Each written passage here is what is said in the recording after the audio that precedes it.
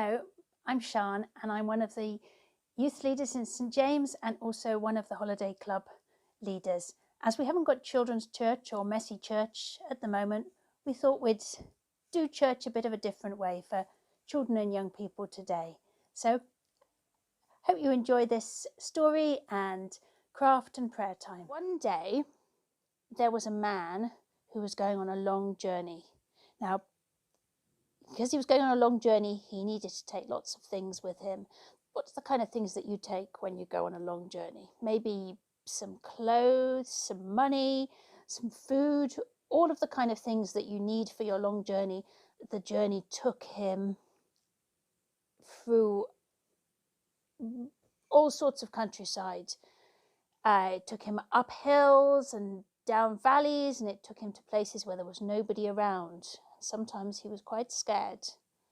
And when he got to one bit which was really lonely and there were no people there, he thought there were no people there. Actually, there were some robbers there. And they came and they robbed him, and they took his donkey and his clothes and his money and his food, and they left him there, injured and alone in this lonely place. He was really scared. I expect sometimes you feel scared too. I think he probably felt really scared. And nothing happened for quite a while. And then he heard somebody coming along. Oh, great! Help! Help! Help! He called. But the man was really busy. He was a really important person. He had to rush to get somewhere. And he thought, I don't have time to go and look after this person who's injured. I really need to get to my important meeting. I need to go and do the thing that I need to do. So he walked on.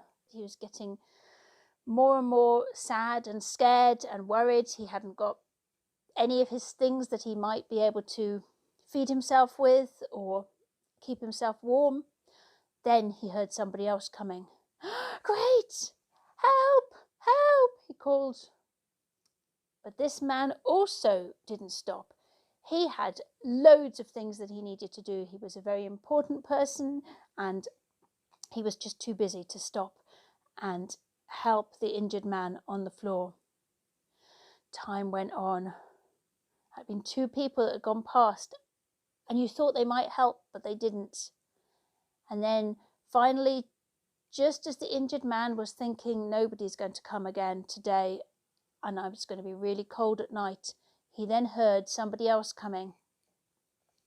But when he looked up, it was a stranger. It was somebody that he usually wouldn't talk to, and he wouldn't go near, and he thought, oh, this person's not going to help me. Those kind of people don't help anybody. But he was wrong, because this man did stop and help.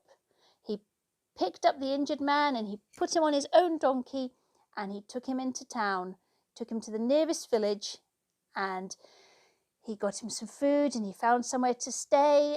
And he said to the people who the man was staying with, I will pay for all of this and look after him.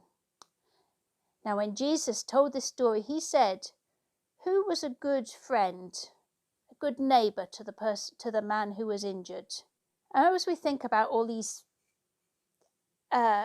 things going on at the moment and all these people who need help, it's really good to think about how we can help people, making sure, of course, that you keep 2 meters distance and you wash your hands and you don't go anywhere without your parents saying you can, and you just keep right away and be careful. But there are things we can do to help. So normally when we